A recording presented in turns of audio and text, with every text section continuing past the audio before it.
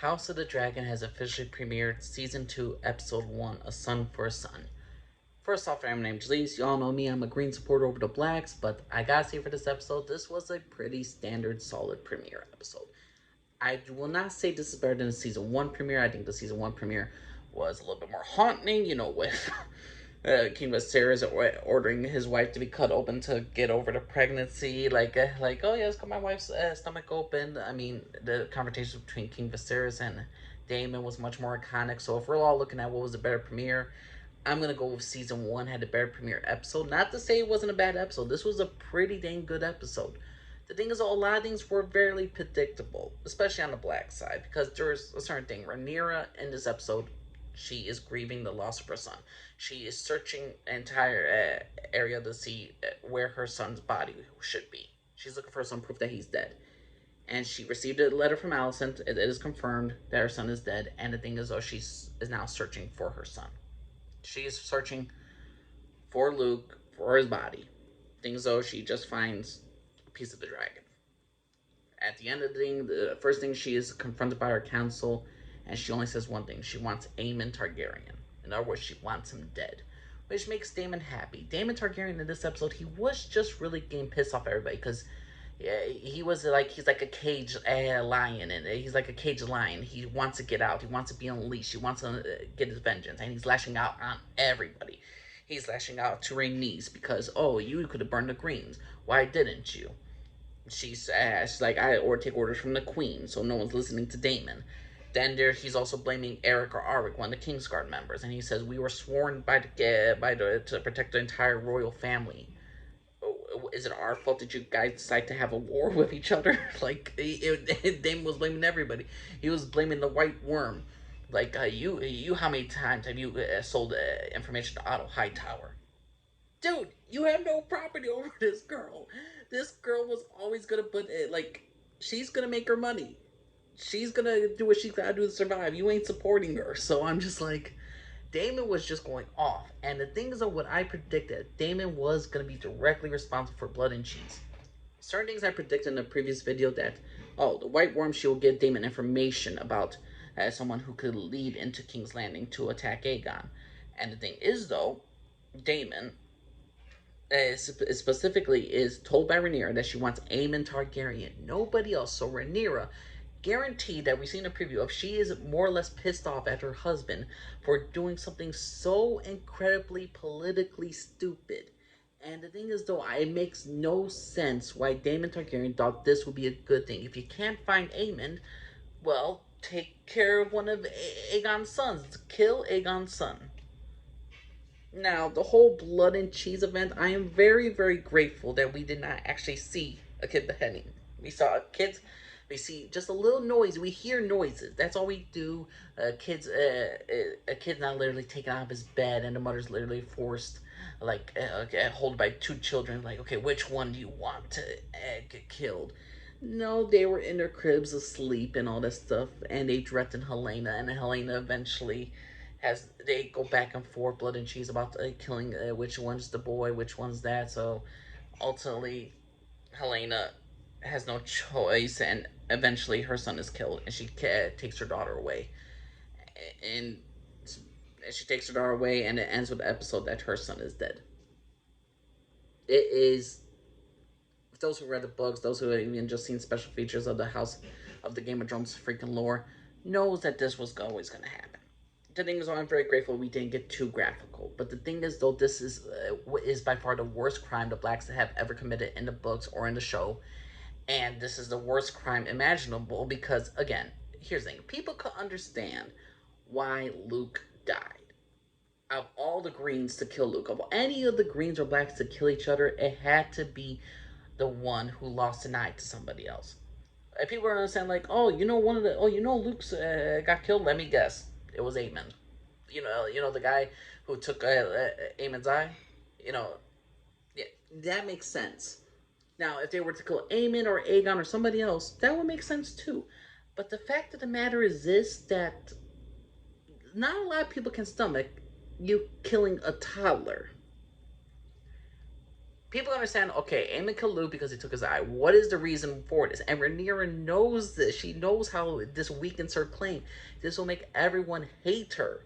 If they killed Aemon, the people are like, yeah, you deserved it. You killed a toddler? Okay, now that's overkill. So Rhaenyra obviously is going to have tremendous conflict with Daemon for all for probably the entire season. And the thing is, though, for the Blacks, for their entire stuff that we got for them in episode 1, it was pretty standard. Rhaenyra is grieving. Daemon is impatient. He's volatile. He's blaming everybody else for why you didn't turn against Aegon, or like you didn't kill the High Towers earlier. Daemon's just angry and he's blaming everybody. Another thing we got is Jace securing the North. Since we have 8 episodes, I guess we're gonna just fly by. Jace interacting with the Starks, actually forming a bond between them. They're just gonna remember their oaths. And the thing is, though, Jace sees the wall with Clegane Stark, and there's something off about Clegane Stark freaking actor. Like, I feel like the entire scene was just seemed a bit off for the premiere. Like, I don't. It's something about the acting, that something with Clegane Stark, the actor. It's like he was just reading. Like, you know how when you see a movie and you watch a movie and you just feel like these people are reading a script right in front of them? That's what it kind of felt like. They're reading a teleprompter. That's why I felt like with Clegane Stark, something about his accent or something about him just didn't feel Stark to me, and something about it just kind of felt off. Now the thing is, though, besides that, I'm very happy that the White Worm actress actually they're allowing her to actually play the accent that is actually very good for her. For some odd reason with this actress in season 1, I seen her in other stuff. They gave her how they made her talk in season 1 was just downright. It seemed like she was trying so hard, and this to me, I feel like she was felt more natural, it felt more fluid, and it just was felt more nicer with her. So we'll give the actress credit and all this, so we'll get the writers for correcting that mistake that they did in season 1 with her character, because how she talked in season 1, how she talked in season 2 was completely different. Now, for the Greens, I watched it, like, you all know me, I'm a Green supporter, but things though, the Greens had more a storyline for this time because it was so unpredictable. We didn't know how Aemon was going to react, how Alicent was going to react with Aemon, or all these details. And there's so many details to go over just with the Green side. There's Alicent being mad at Aemon. She understands why he's angry. She understands why he's has so much hate in his heart.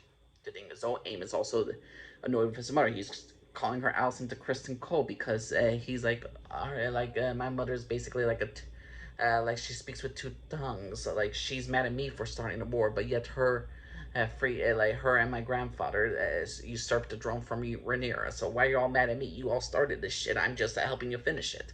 And we also see a little bit of Aemon's tactical mind, how he's interacting with Criston Cole, how he's a man of action, how he kind of wants the war. He and Daemon have very similar ideas. They need to attack Harrenhal. We need to attack this place first to keep control of the Riverlands. Aemon Targaryen is like this. He's frustrated with Alicent. Criston Cole, in a sense, he is torn, I believe, because in this episode we get revealed that Criston Cole and Alicent are officially an item. Even though it's not official how long they've been sleeping together, it's not official how long they've been together.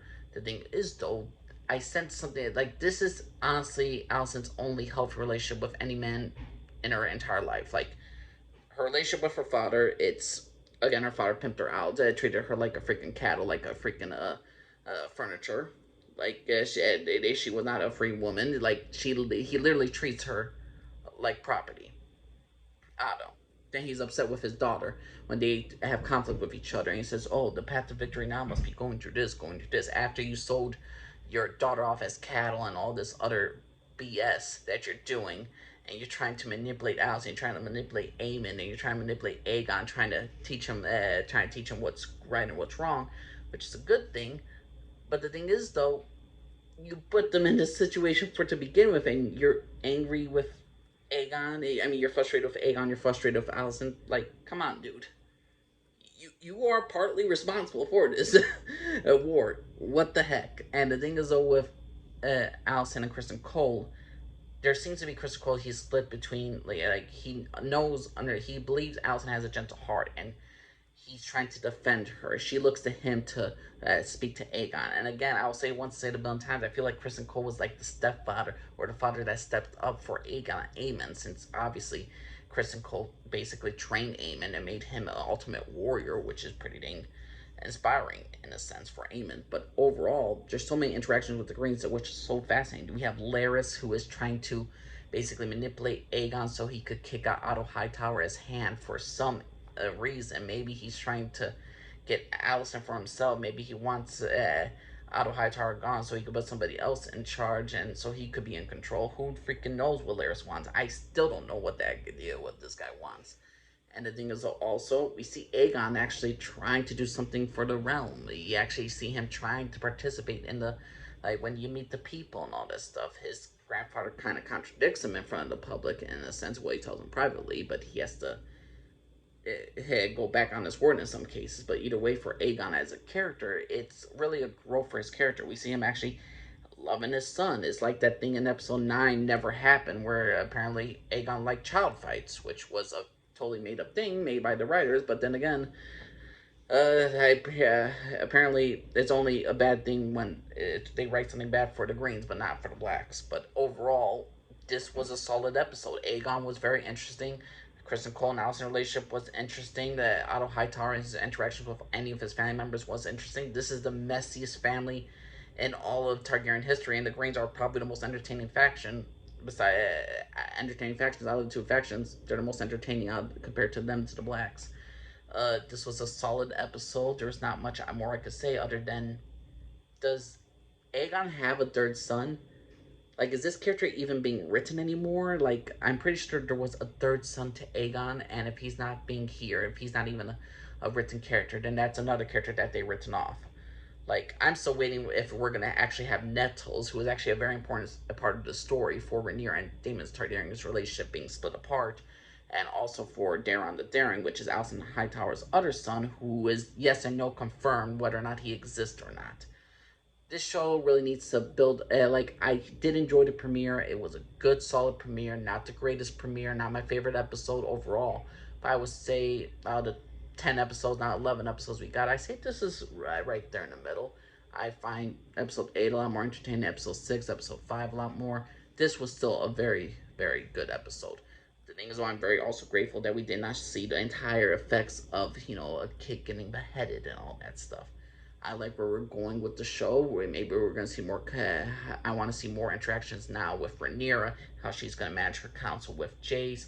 I want to see more interactions with Daemon Rhaenyra's daughters. I want to see more interactions with the Blacks because this episode really didn't give me anything. Not surprisingly, because this was a grieving episode for the Blacks. So I'm really excited to see where we're going with Daemon and Rhaenyra's daughters. See how they're going to portray them, how they're going to change from the source material, and ultimately what's going to change with certain characters' relationships.